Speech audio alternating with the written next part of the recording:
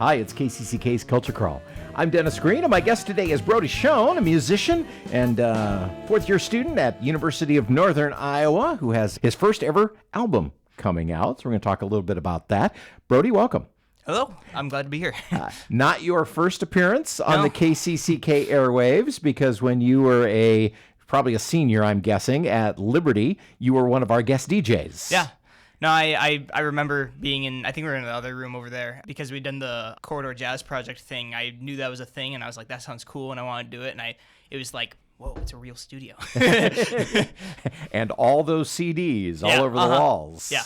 No, I remember because in my head I was thinking of things that I would like maybe play, and then I went in there and all the CDs, and all those went out the window, and I'm like, I just want to look what they have here. There's so many all over. So your trombone is your main instrument. Yes. And so tell me about taking up trombone and when you first started doing that and knew that was the instrument that you wanted to play.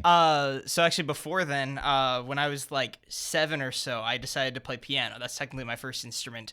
And I pretty much played it 30 minutes a week when I would go to my piano lessons. So it was a slow, just gaining of some music stuff.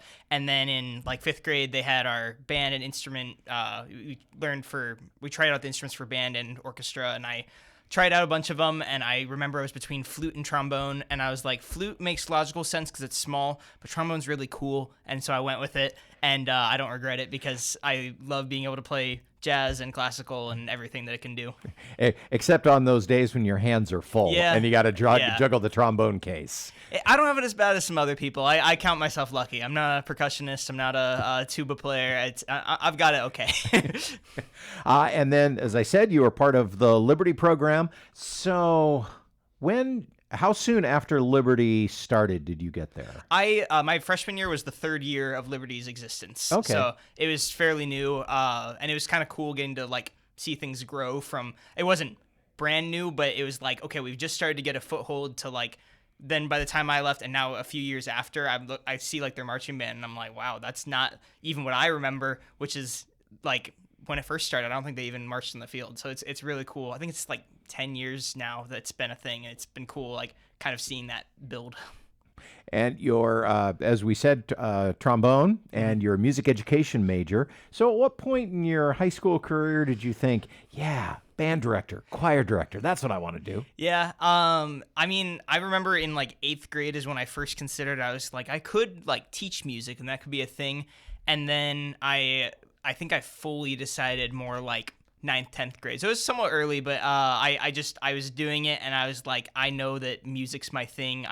My other thought was either going into like software design or like doing language things, because I'd been really enjoying that. But I was just like, music, I'm constantly around and living and breathing that, and I'm just like, this has got to be what I got to do. And the more that I've gone to college, the more I'm like, yeah, this is my thing. And in Mr. Arp, you had a great example of somebody who is really dedicated to their craft, but also obviously really enjoys what they do. No, I feel like I had Amber O'Lean to Bill Scheidecker to Brian Arp and Nick Carlo, all of those teachers that I've had have been like great example of someone who like really loves what they're doing and is passionate about it. And then also I always think it's funny that between Bill Scheidecker and Ryan Arp, I've had like really good trombonists specifically as band directors, and I'm like, I think that's partly why I just felt like oh, I get this makes sense. We really punch above our weight where trombones are concerned. I know that every year with the All-State Jazz Band, you could look down the trombone sections and go corridor. Yeah.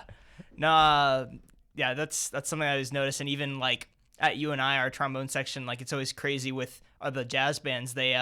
We like have way more. We could almost fill a 4th jazz band, and then sometimes with like saxophones and trumpets, they're like, oh, we need to try and get a few more people, and we're just like, why are we just like bloated in our like great number of people? It's crazy.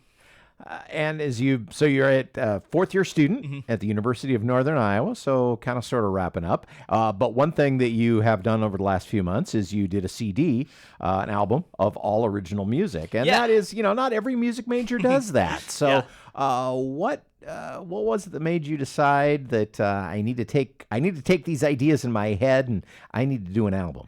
I mean, as far as taking ideas and putting them out, I have been writing stuff since like. Basically, right when like COVID hit, I just started getting into like writing stuff, and so that's been a continual thing that I've just enjoyed doing. And then jazz combo specifically, when I was at UNI being in the jazz combos, that's been somewhere like a great outlet for me to take this music that I've written and be like, oh, I have this arrangement of a song by Ginger Root or a song by Lewis Cole, and someone that I like, just be like, I just threw this together and let's try and play it. And that's been like great. I think also Chris Mertz has been, he was my combo director my first year, and he was great. I was just being like, awesome, yeah, you brought in something original, like let's play it. So jazz combo and like putting out music in there has been kind of my place. And then my friend Levi Temple, my freshman year, put out an album of his, basically the same kind of thing. And I was it's been brewing in my mind. I'm like, oh, that's a thing that I could do. And then the thing that really made me like, all right, this is the thing I'm doing is both. I took this jazz composition class with Chris Mertz that made me write a lot more. And then I got this email about the UNI Experiential Learning Fund, which is like, if you want to go take a lesson with someone at a different school or go do something where I need money to try and do this thing that'll help my growing, you can apply for it. And I was like, I could apply for this to say, hey, I want to do an album and put it together. And the moment I applied, I basically was like, this is set in stone. I'm doing it. I don't care whether I get the money or not. I'm going to make this happen. And it was just a bunch of things led together. And I kind of was just like, I'm going to do this. Like this feels out of my league for being just a student at UNI, but I'm like, I can do it. So let's do it. And then once I committed, I was like, I'm seeing it through. The album is called Mr. Mostly All Right. Yes. A lot of the personnel on this are people that I remember from Liberty and Iowa City schools as well. So you've continued to kind of hang out at UNI. Yeah. We were just talking about this, that it kind of accidentally ended up being that 4 out of 6 of the people who play on the album are like Iowa City school district people. David Donald's been a friend of mine for years. We went to like middle school and high school together. So I knew instantly that I want him on it. And then Oliver Palmer and Leo Burchett were just kind of like, they're in my combo at UNI that I was in, and I just really enjoyed like playing with them, and I thought they were great people, so I put them on. And then I found out like afterwards that they're City High graduates, so I was like, wow, totally didn't intend for like, this is going to be an ICCSD album, but 2/3 of the people on it are. And let me see, and Saul and Gabe. Yeah, Gabe, both of those I met at UNI. Gabe is a great friend of mine that I've known since like my first day pretty much at UNI, and he's a choral major, but he drums a lot and drummed in high school, and I worked with him like in Jazz Band 3, and then I had one like song that I wrote and put on stuff that was kind of rockish called Listen to Your Heart that I wanted a real drummer for, so I asked him to do it. And so then when I was doing this, I was like, I know I want Gabe on it. Saul was I met him my second year, and I've been in jazz combo with him for 2 straight years, and he's a great hang. He teaches me how to lift. He's a kinesiology major now, and he is like certified to be a personal trainer, and so he'll just be like, all right, Brody, we're gonna go hit a lift, and that's mainly how we've bonded. So plays in the band and also make sure that you're staying in good physical shape. Exactly. Nice. But yeah, so all the 6 of the people were just like people that I there was no doubt in my mind. I'm like, I want them on this album.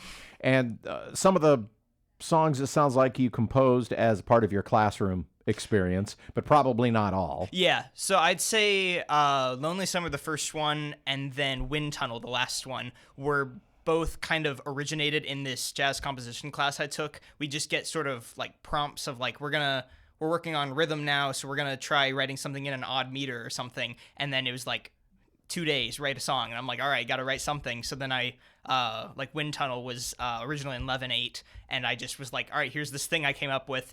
And then once I had kind of that idea, I then, after the class ended, like reworked it and was like, let me make it more fit for the group that's going to do on the album.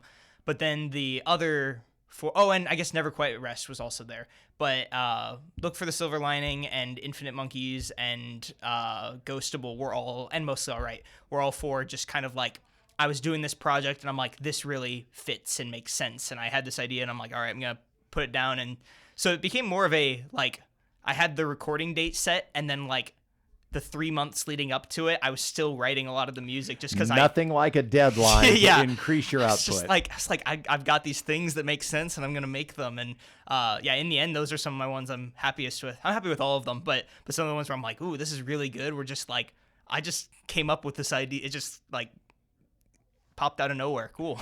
At the time we're taping, we had just had the Paul Lichty Jazz Orchestra perform at Jazz Under the Stars. And of course, Paul, also a UNI grad, and he started composing for big band in college. So this is a small group album. Is big band something you want to write for too? Yeah.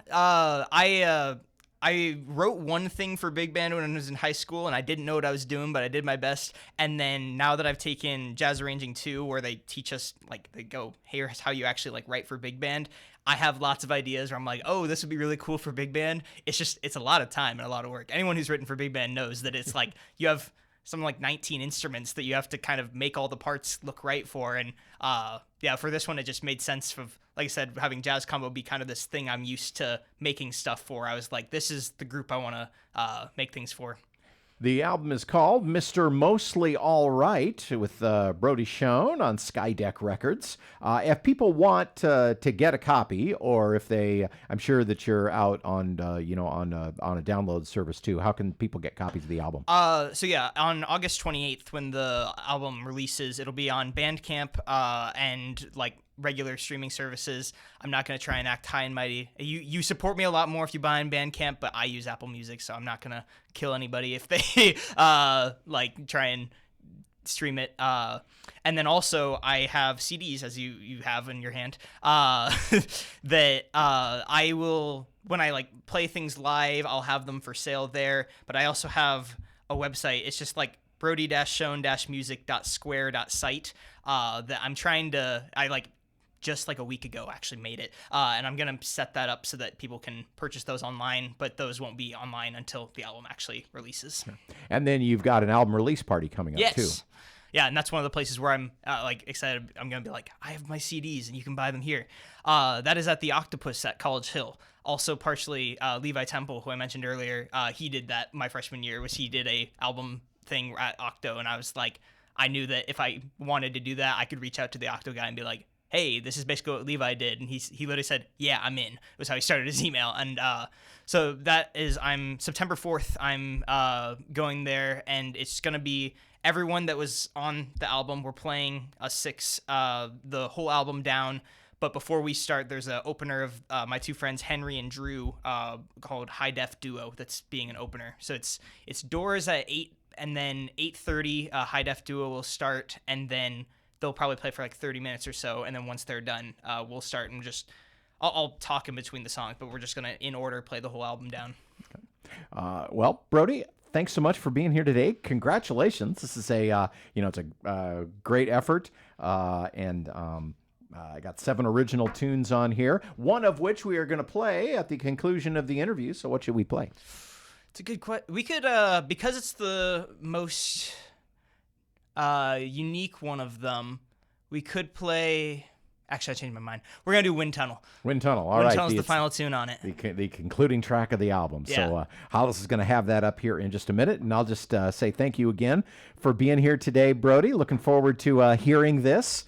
Good luck with your album release party and your senior year at UNI. Again, you can find this on Bandcamp after it releases, or track Brody down, and he will happily sell you a copy wherever he is. I will happily give it to you for $10. Thanks so much for being here. Yeah, thank you.